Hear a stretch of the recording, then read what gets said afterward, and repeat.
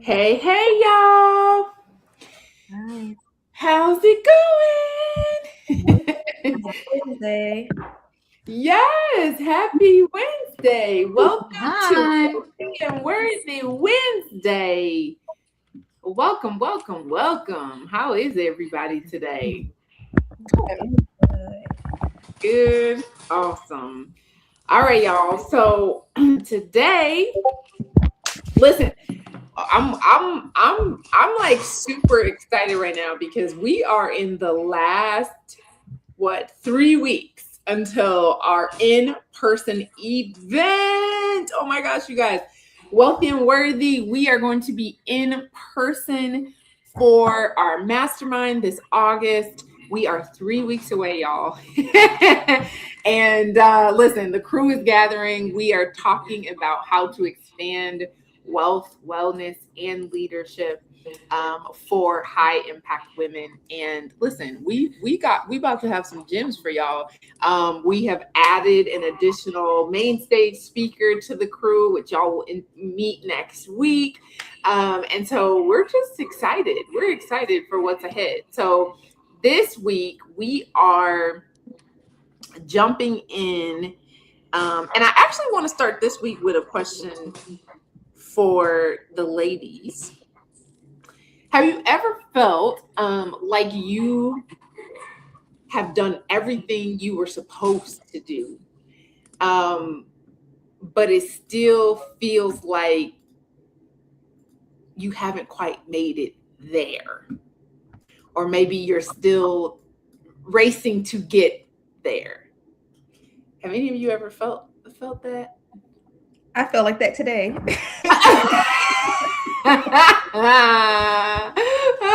Okay. Okay, do you care to share? I think it's because there are so many things that I want to accomplish in life, as do most women. And so you start to look at a timeline and you're just like, do I have enough time in life to actually do all the things that I want to do? Um, and I remember, not to be dark, but I remember whenever Kobe Bryant passed away, at his funeral, someone said that Kobe Bryant's dream was always to die empty. And so whenever I heard that, it's just like, you know what? Like, same. Like, I feel like God has put so many gifts inside of me, and I truly do want to leave this earth having used all those gifts that are inside of me. And so every single day, I feel like I'm waking up chasing, chasing, chasing because I know there's so much that I still have yet to accomplish. Yeah, yeah. Dang. I feel that. I feel that. I feel that. I have felt the pressure of the timeline too, Yeah. right? Like I definitely have felt that.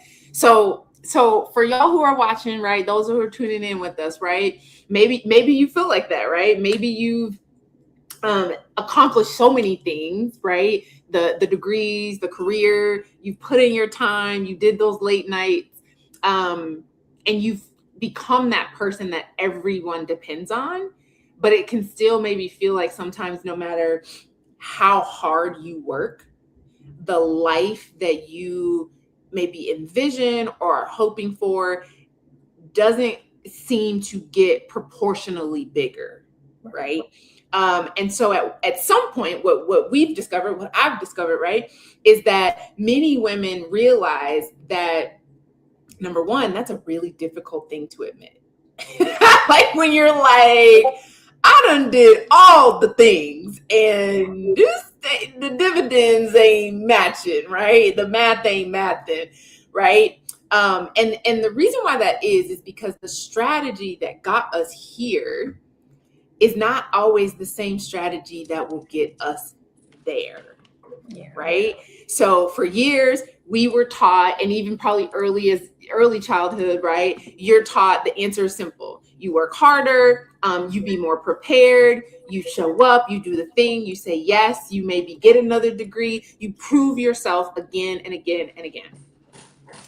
But eventually you will hit, I'm telling you this now, you will hit what I call a wealth ceiling, the wealth ceiling, right? And this is the moment when effort no longer produces more freedom, right? And it is because your work ethic is not the problem. The problem becomes you end up with a different problem.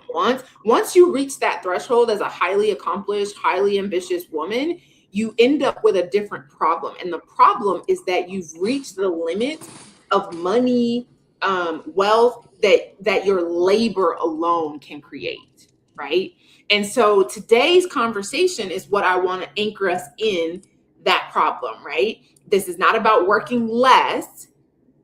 It's about asking different questions, right? What if my next level, your next level, is not waiting for more effort?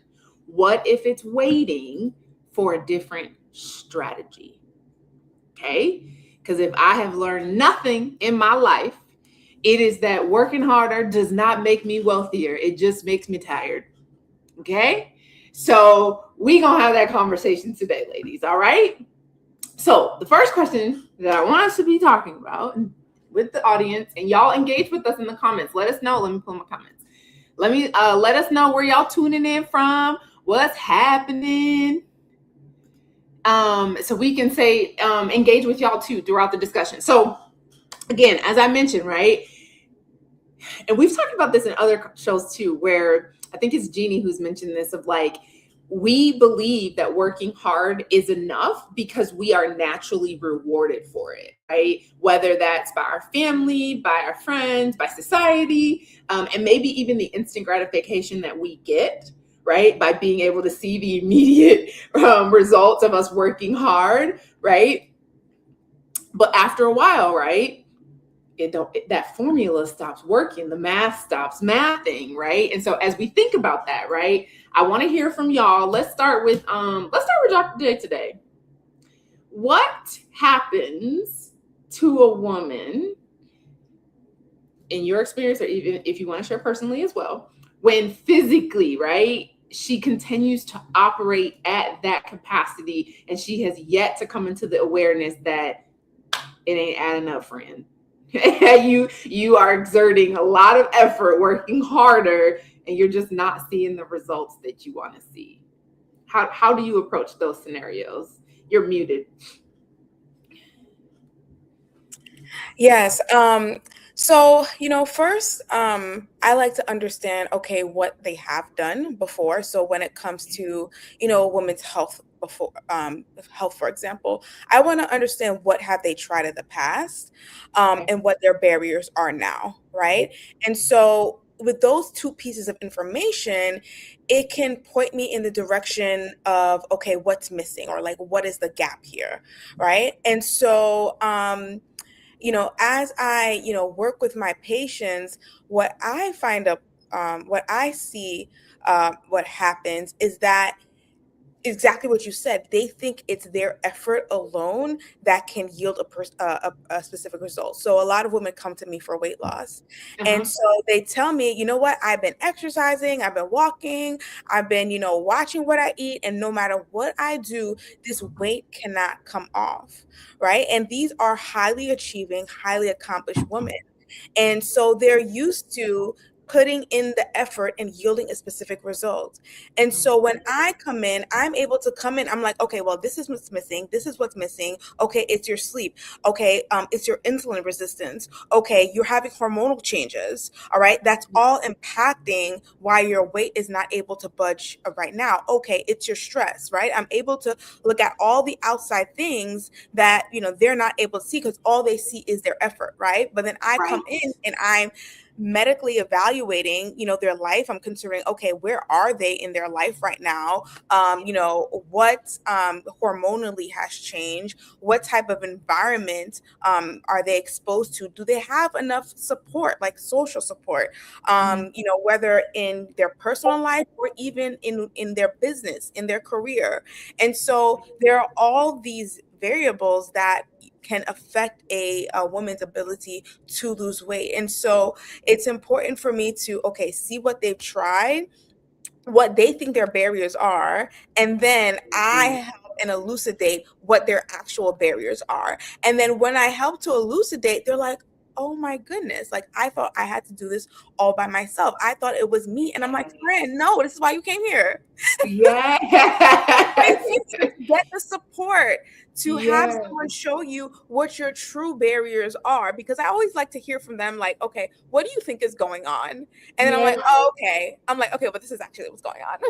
Yeah, Yes. so I they love that. have an idea of what's going on, but then I'm able to, shine a light, like, actually, friend, like, this is what is going on. And they're like, oh my goodness, thank you so much. And it becomes like a huge weight lifted off their shoulder, because a lot of the times they start judging themselves like, oh, it's me, it's me, it's me. I'm not working hard enough. Yeah. I'm not doing. It's just like they're like, well, how much discipline can I elicit here, because I'm at my capacity. Yeah. And Right. I'm like, Right. well, no, it's because you have all these stuff going on. And so and we are increasing your capacity by Yeah.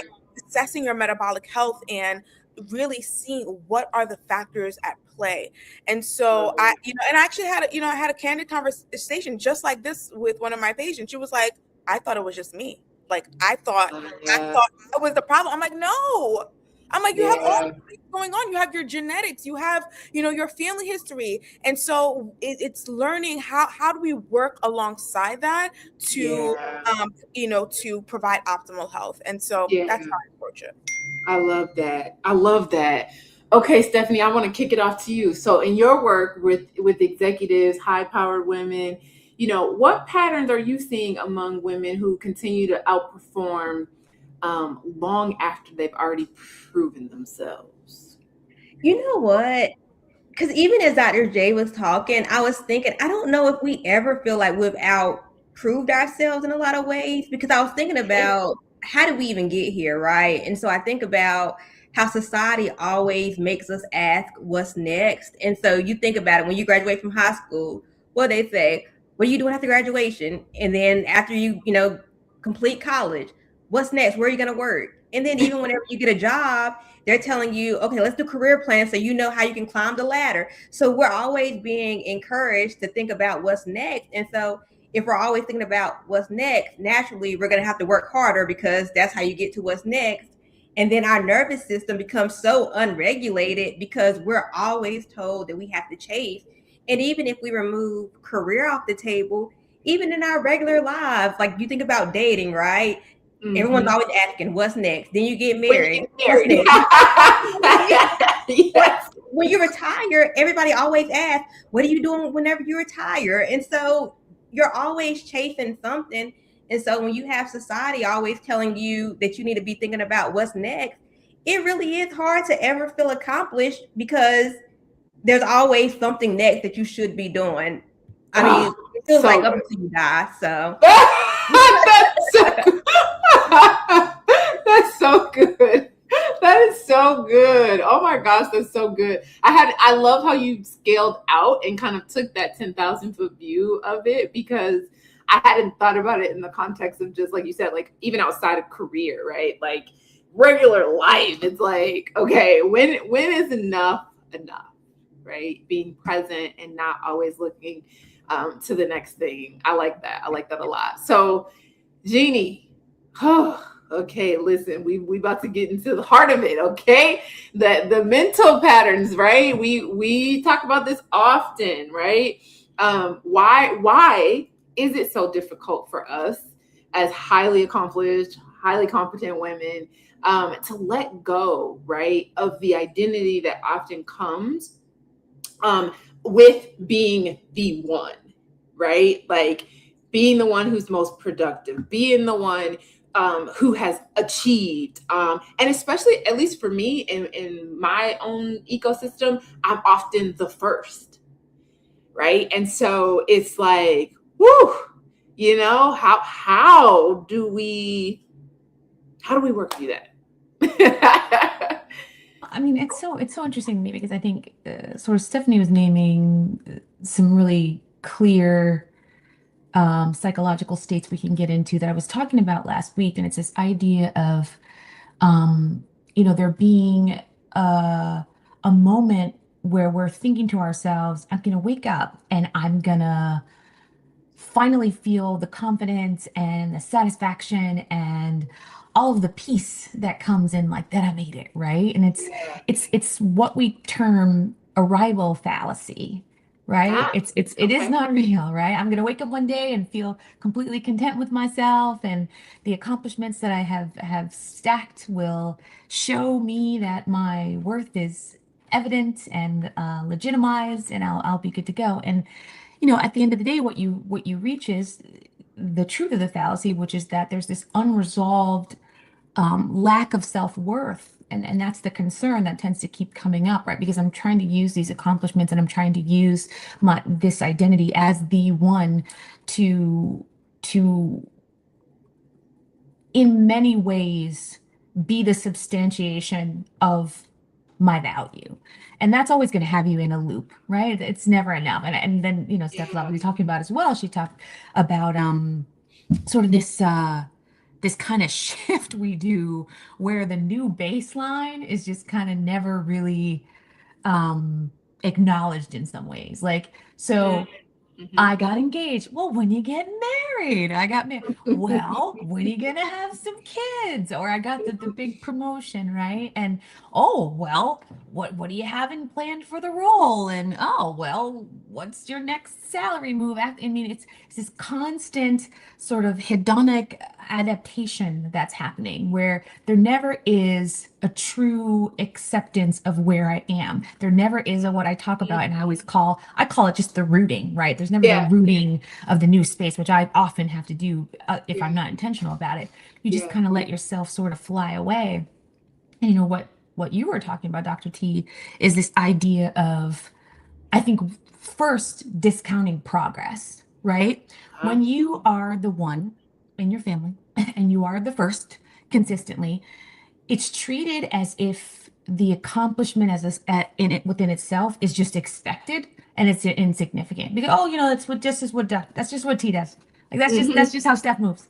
Mhm. That's just how Dr. J, she's always going to get it done. It is Yeah. she's always going to present it in that way. So I think that's there. I think that there's also this sort of constant rivaling with conditional self-worth, right? I'm going to feel valuable when I achieve X. I'll feel like the one if I'm constantly the person who sets the baseline. If I'm constantly the one who's the first, then I can really root myself in my own conditional space that I've learned is my value to my family.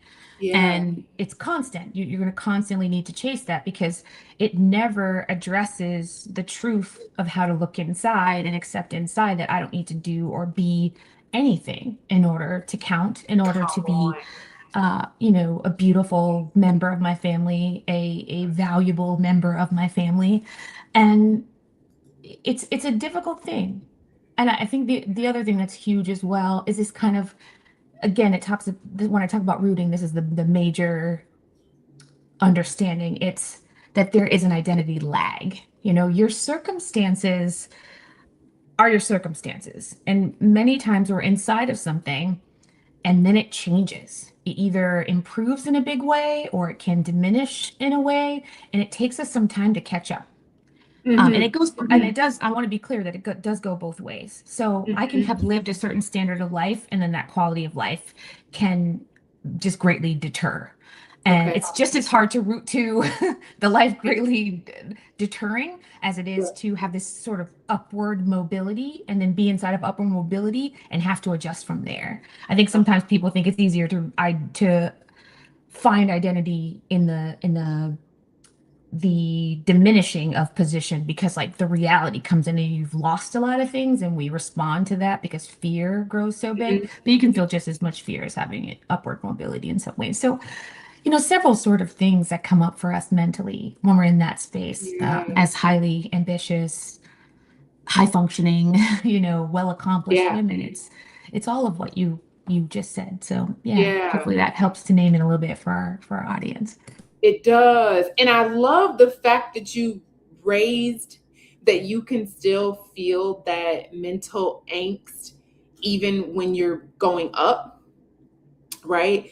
Because that is really the main reason why this is called wealthy and worthy, right? Because what I know to be true from working with high earning women is that we can sit down and look at, all the things that they have going on, and be thinking about their wealth strategy. But in their minds, like you said, like that identity, they're still like, I had a client that had a brokerage account, and she didn't realize that the money was not actually invested, that it was just in the account. And, and in her mind, right? Oh gosh. Right. And in her mind, she's like, I have this huge account. I've never touched it. I'm nervous to even look at it. There's so many money traumas, right, that we have around these type of things. And even though she was so accomplished and she actually could have walked away from her job, she was still so in that old identity that even when we were looking at the numbers, and I said, oh, that's easy. We just got to give these money legs, right? Like, we just got to put it to work, right? So it can work harder than you. And even that, right, was like, but I don't want to lose it. I don't want to risk it. I don't, like, it's there, it's safe. And I'm like, friend, it's not safe. Like, it's not doing anything. Like, you just have it sitting there and it's not doing anything. Like, and so it was really like, it continues in this work that I'm doing to be just so eye-opening, that it's like, even when you have made it, even when you are in the top 5%, 10%, 1%, there can still be that identity lag where you haven't caught up fully and rooted into this new identity of, you actually are a wealthy woman when it comes to money, right? But how can we make sure that you're wealthy in all of these other areas as well? Which is why we gather every week, right? And it's also why we're gathering in Atlanta in a couple of weeks, y'all. So if you have not already grabbed your tickets, make sure you go grab your tickets at wealthyworthy.org. They are still on sale for a few weeks yet, before we gather live. But I'm just super, super appreciative of you raising that, because I think we assume that when you've arrived, and maybe we don't assume because we've been the journey, but maybe people externally watching us arrive assume that that just goes away. And it's like, oh, they don't have no problems. Oh, they don't have no worries. Or, they don't have any fears about anything because they got it made, right? And it's like, not exactly. Like, there's still things that come up. Yeah. There's still more to go. And also, I mean, I think a lot of those people too, and the people who struggle to build community oftentimes often struggle as well with upward comparison. You just heard it. That they've got it all together. They've got it all made. Listen, friend. Mm-hmm. The same striving that you're doing, the same adjusting that you're doing, the same fear that you feel in not knowing, every single one of us experience all the time whenever we take the leap into something new.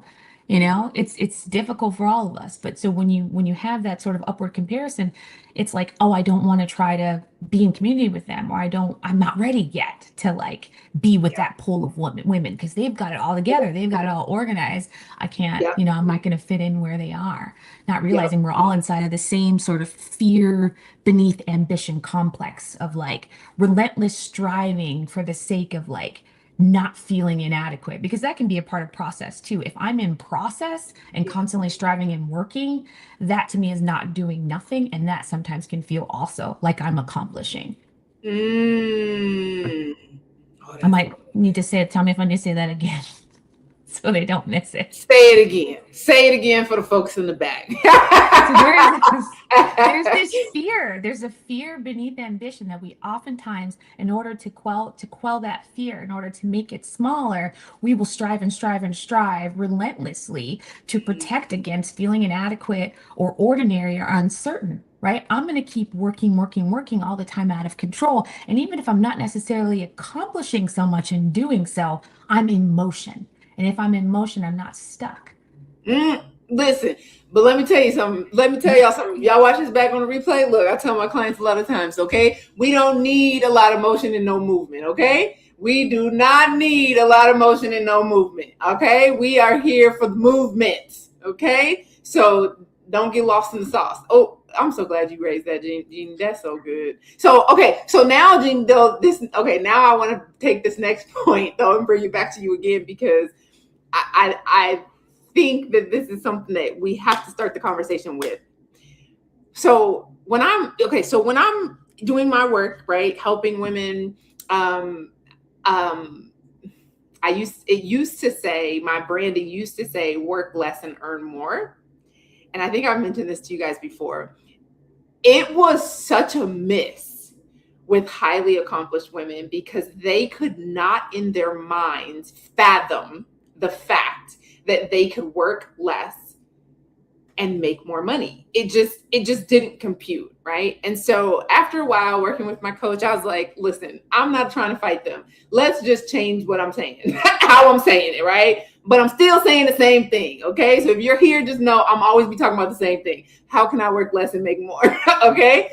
But as we think about that, though, Jeannie, I think it is important, especially coming off that conversation of identity, of ambition, and quenching those fears of not enoughness, right?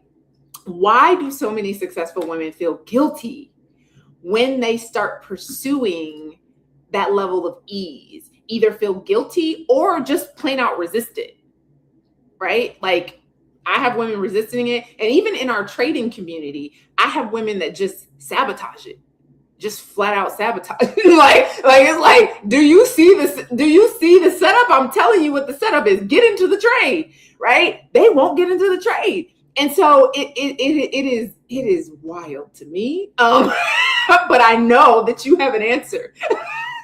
So help me understand what is happening. Like what is this resistance to ease instead of constantly working hard, putting in effort, all the motion and no movement? What's happening? There's so many things that are happening, but the greatest that we've talked about before is these core beliefs that we have formed. There are these rules that we have formed about life. And if you think they are just so easy to throw out, so easy to discard, they are not. They are literally many times what keep us alive, what keep us motivated in our lives, what keep us connected to ourselves, connected to our families. They run so deep. And when you have created a rule or you have a core belief that if I do not work hard, I do not deserve it, or if I do not work hard, whatever I have attained is not going to stay. It is going to be very difficult when someone walks in and says to you and even shows you the evidence that you can do something with ease. It goes completely against the rule. It goes completely against the fundamental principles and foundations that you have built your life on. And someone trying to take the legs out from underneath your chair, and they're like, oh, don't worry, I'm taking them out, but the chair's not going to fall. You're like, what? What are you saying? Right. It is going to, everything's going to topple on itself in an instant, and I'm going to lose everything. And even if it works once, or even if it works twice, or even if it's going to, at some point, it's going to fail me, and I won't have what I have created, which is a foundation that I know is mine. And we all know, and the gag is, that's not true either, right? We can work just as hard, and then, these things slip away like sand off a wave.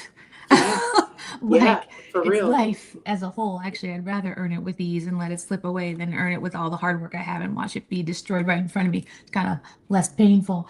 But what we see, that's the ways that we've created safety, the way that I've created the understanding that the world can be safe is by deciding that I'm the one who stands between me and that safety. And I've created all these rules to ensure that. And then someone comes in with a new set of rules, and I call bullshit because it goes against my patterns. Got you. Not because they're wrong I got or bad, but because, what are you doing? You're rocking my world right now. What you got, Dr. J? I love that, Jeannie. Thank you for breaking that down for us. Because, baby, I be listen, my flappers be gassed. I just be like, what is happening? Like,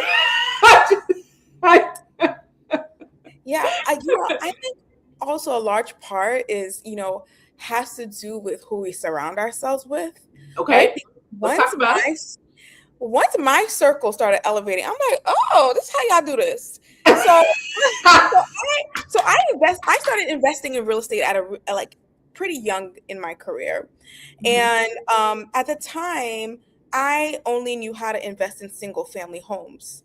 Um, but honestly, you can invest. You need a lot of single family homes to actually make Yeah. some significant dent in your income and to be considered wealthy. And I was just like, this is dumb. Like, I mean, how do people do this? Like, am I supposed to have like 30 homes? Like, how is it even sustainable?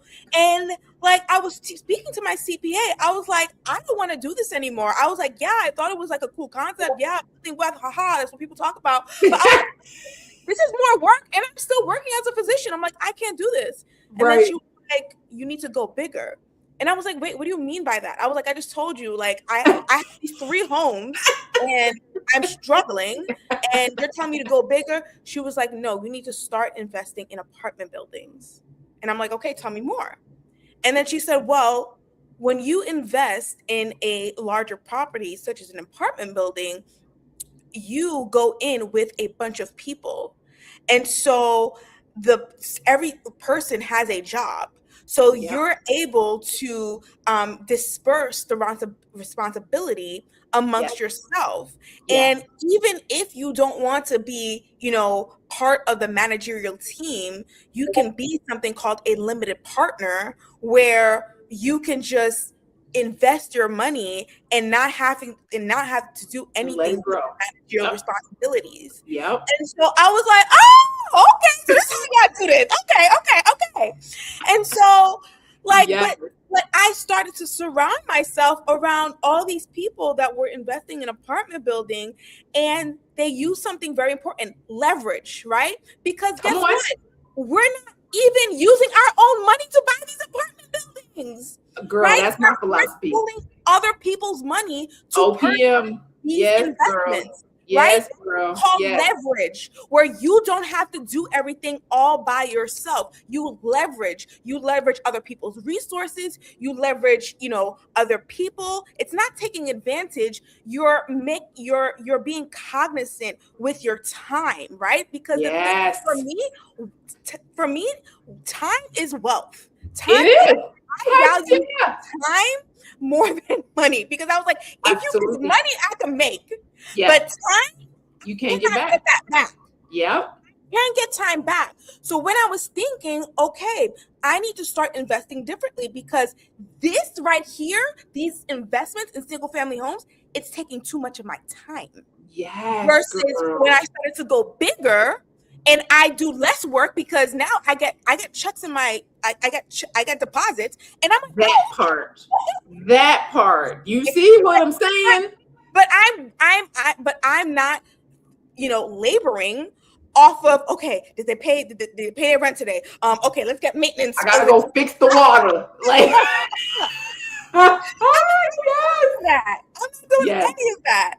And so, but it was because I changed my environment. I started elevating my circle, and I started adopting the way that other people thought. Like, okay, it's about leverage. Okay, all right, what else? And then when you start changing your mind, then you start to think about, how can I leverage something else in my life? I'm like, okay, how can I leverage, groceries and who I need to leverage? Everything is outsourced, okay? Everything is outsourced, honey. Ain't nobody doing all of that. Listen, I don't know the last time I cleaned the toilet, okay? Like, I be trying to tell people, like you said, it's the time. It's the time. And no shade on cleaning toilets, all right? It is an honorable job, and we love the people who support us in running our household, right? However, I have way more limited time right now, given what's on my plate. It would not make sense for me to be doing that with my time. Like you said, it's leveraging, it's using wisdom is what it's called. Okay. So all the things that you're doing that may be meaningful, right? And probably none of it's sinful, but it is silly. Why are you doing that when you don't have to? Like, you do not have to. If you have gotten to that place where you can, like Dr. J said, think differently about how you're investing. We're not just talking about investing money. We're talking about time, your resources. Like, where are you spending that time? Are you spending it leveling up, being a part of conversations that can allow you to think bigger about your dreams, right? That is the whole point of Wealthy and Worthy. Okay. So we want y'all again in the room with us in August, just in a couple of weeks, because these are the type of conversations that are baseline, right? We're having these conversations. We're talking about wealth. We're building in our community. Actually, in my trading community, I just actually wrote them yesterday because I have a colleague who invests in hotels. And she's raising a fund right now, and she wanted to know if any of the women in my community would be interested in using that as a wealth building strategy, right? And so I wrote them yesterday. I'm like, hey, do you guys want her to come and talk about this or not? Like, but it's really just being exposed, like you said, Dr. J, to other people who are thinking differently, who are doing it differently, and who you can glean that wisdom from. And that investment has to be intentional. Very rarely are you going to stumble across that on some free content or in a free Facebook group, period. All right. I'm just going to let y'all know. You may catch a few gems, right?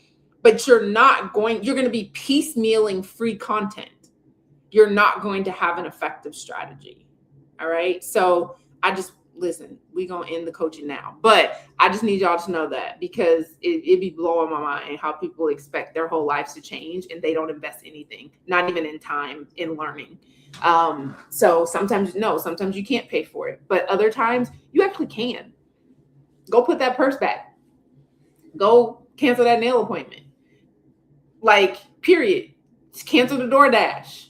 Like, you would be surprised at how much money people spend on frivolous things that could be put even in investing. $50 a month. You could still make that $50 work for you if you put it in the stock market.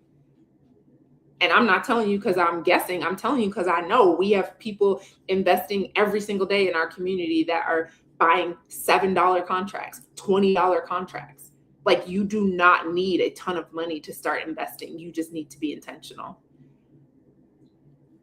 So the decision is yours. Okay. Just want y'all to know that. Stephanie, I see you came off mute. What you got? I know you always dropping gems. What you got? No, I mean, everything that Dr. J just said. First of all, I'm taking notes because I'm just like, yes, I need to invest in apartment buildings. Yes, I need to invest in hotels. So thank you.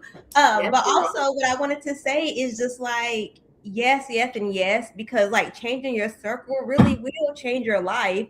And I think that's why rooms like Wealthy and Worthy are so important, because if you can get around people who are even better than you, it only makes you go up from there. Like, I'll even give an example. I remember years ago, I was in a business program at Dartmouth, and when I tell you the imposter syndrome hit so hard, whenever we had to go over our financials in front of the whole class, I heard people saying 70 million, 80 million, and I'm just like, oh, I ain't got none of that.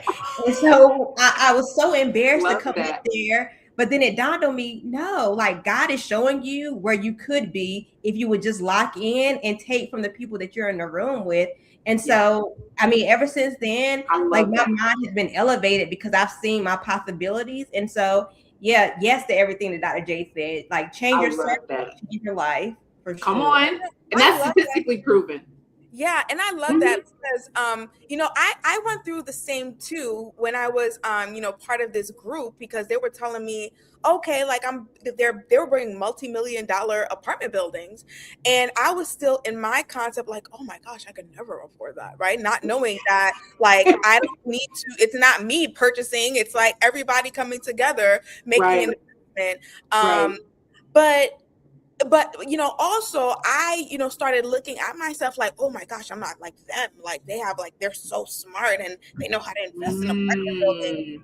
And now, anytime I enter rooms, where people are further ahead of me, I look at them and say, oh, look, I'm one of them because I'm in this room. I'm one of them, right? Instead of looking at them like, oh, like, that's them and I'm lowly me. I'm like, oh, I'm one of them because I'm in this room. And so But Yep. it took being in those communities that stretched me to help change my mindset and say, oh, I'm in the right room. I know that's right. Look, well, because that's how you and I met at a mastermind in Yes. Cancun, right? Like that's like that is the beautiful part, you guys. Like you will meet business people, you will meet like-minded people. You may not connect with everyone. Dr. J is the only one, or no, she's the second person that I met at that mastermind that I actually have done business with, right? That I'm like doing business with, doing life with. But you usually only need one. You only usually need one solid partner in business. You know what I'm saying? Like somebody that you can bounce ideas off of and talk about things and make money together. It is so much more fun making money with your friends. I don't even know how to describe it. Like it is just so much more fun. Like I have fun, right, in the other spaces too, but like when it's with my friends, it's just a whole nother vibe, right? Like, and even for Jay, like we've been rocking in business 6, 7, 8 years, right? So like it just never gets old. Like it's just Never like do. it's Never like do. yes, bring us more, Lord. Yes, pour out all the blessings, right? We're ready. And so that is what we want to pass on to y'all when y'all join us every Wednesday, but also when you join us in person for Wealthy and Worthy in Atlanta. So listen, let's wrap us up. Let me see where we at. We got 40. We have 40 minutes already, you guys. Okay, so this actually we've actually kind of already talked about this, but I want to see if y'all have any other final thoughts about this, right? So the point that I want to make, and that I think our last kind of conversation point led to, was that building wealth is necessary beyond the paycheck, right? Like we cannot expect our paychecks, our W-9s, our W-2s, our maybe even our sole business venture to be the end all be all. Like that is not going to allow us to diversify enough to really build the wealth that we desire. So we have to start thinking bigger, right? Each of those things, what I want you guys to be thinking about is like how each of those things is a tool, right? It's an investment, right? But real wealth requires more ownership, right? Like Dr. J said, like we owning our businesses, but we also owning some buildings. We owning some, right? Some real estate. Like we are doing the things. But it also requires community, right? As y'all have heard us talk about. And it allows you to make choices then where your money can start working alongside of you, right? Harder than you. That's what I always say. We making this money work harder than you did to earn it, okay? That is always my mission, right? And so when we think about building wealth differently, I'm talking about like wealth in all areas, right? How do you all begin? Dr. J kind of already shared how she began this work of separating those things and realizing like I need to do more. She intentionally invested in rooms and she intentionally invested in changing her mindset. Okay. So I want to hear from Jeannie and Stephanie. Where do you all see that shift happen, or maybe where did this shift happen for you? And maybe even share like where do you feel like we miss it sometimes? Like where it's like we just miss the obvious that this is what we should be doing as highly accomplished women. We may just be head down, continuing to work. Like, how are you guys seeing this show up in your respective fields? I think where I see it is in there being this, and not that this is not intentional or this is wrong by any means, but I'm just saying I'm always of the mindset that there are several components to us that need building. And I have to be honest with you, I didn't need to focus more on money. I didn't need to focus more on earning. I didn't need to, that wasn't the step for me. I had made money. I was making a lot of money. Yeah. I'm in an industry where you can make a lot of money if you Yeah. position yourself well. And so Yeah. that part comes easy. The part that didn't come easy to me was being very clear about what my intuition was noting, was hearing myself clearly, and then refuting that part of me that sort of would stuff down the into, well, it's time. I would get the message, it's time for this. And it would be so clear, Yeah. pitch perfect. And it can't be time. What do you mean? I don't have all of it. What do I've got it? And I would push it, stuff it down, blot it out, mute it, and keep doing the same things I was doing, working myself into stupors to get to a certain space. And it was like, no, you need to let go now. It's time to go now. It's time to change now. Until it got like uncomfortable. It started to get really uncomfortable, and you start to lose things, and things start to go really wrong. And it's like, okay, maybe I should leave because things are going really wrong, and because I'm actually not feeling great, and because I find myself inside of, anxious stupor. So for me, it really was, and this is why this is a part of my segment for Wealthy Worthy, right? And that the Courage Blueprint is such a huge thing for me. It's because it takes so much courage to, one, take a moment to listen to yourself, to that intuitive space that like sometimes does not make sense, and there is no evidence around you that it is going to lead to a specific kind of outcome. It merely is you, and that is all there is. It is just you, and you need to trust in you, and you need to trust in what your inner knowing has for you. I needed that first, and that was a whole like 2 to 3 year journey, and then ongoing, but like 2 to 3 year focused, like in rooms with people who were spiritually connecting to themselves, like with speakers who were saying, I'm here just to walk you through how to look deeper in yourself, not to tell you what to do. And that was like, you mean tell me I'm paying someone to tell me how to listen more closely to myself as a therapist? Right. So for real right now. Right. But it was what I needed, because there's something that happens to many of us, and this is the profile of many high achieving women, right? There's like this trauma we've escaped. There are these rules that we've created in the context of like just deep insecurity and just not being in safe environments. And so we accomplish in order to get away from those things.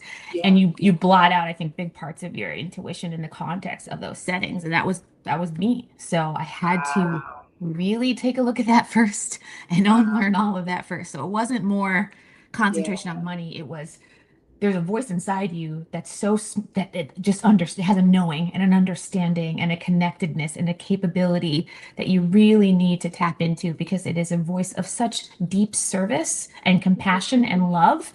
And you have left her behind, and we need to find her again, because I love so that's that. where I had to start. Yeah. Like a returning. I love that. Okay. Thank you for sharing that. That was beautiful. Stephanie, what comes up for you?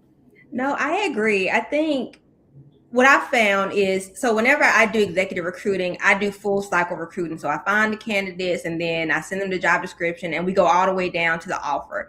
And I've noticed that the offer is what always scares women, even when it's the best thing on the table. And so a lot of times whenever I'm doing negotiations, I'm comparing their current job to this new job that they're trying to get. And a lot of women are like, well, this is more money and less responsibility. This has got to be too good to be true. I can't take this. I don't deserve. They'll literally second guess. And I'm like, girl, you're making more money and you can also be chilling at the same time.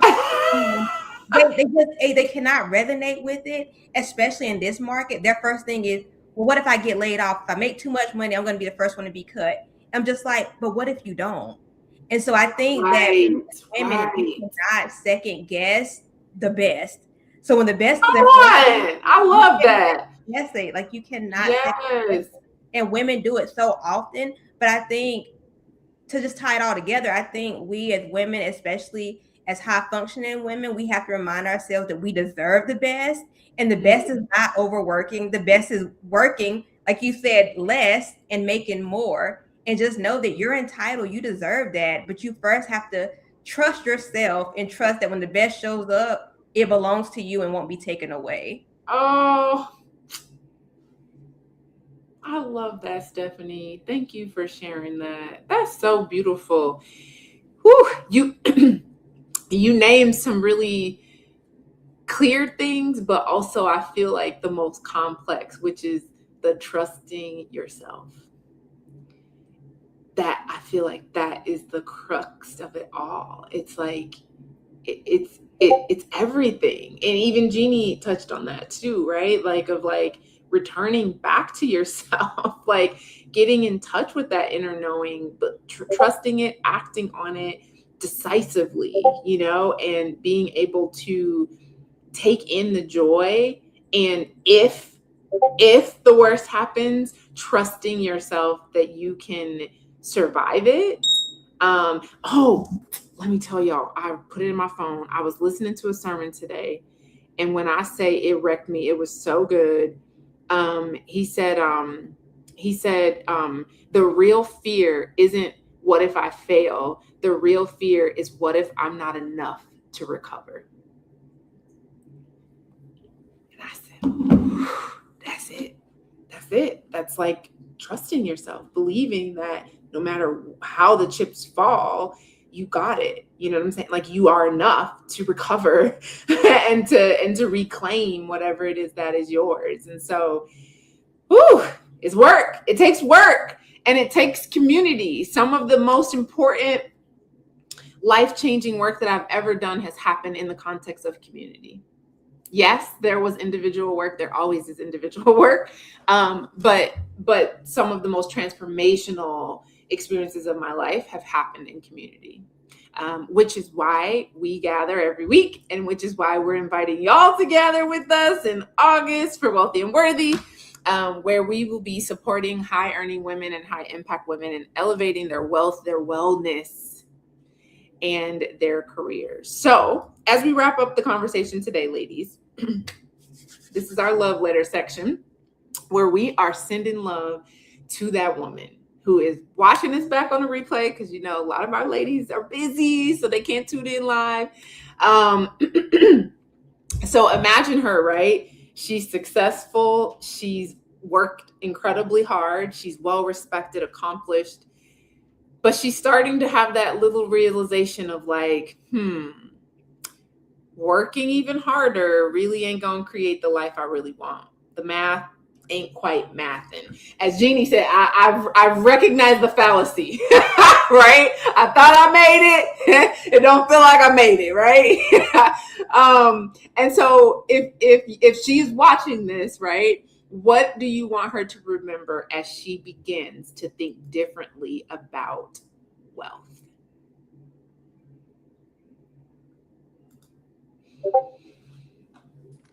I think I want her to remember that she can want more without using her current status and position against herself.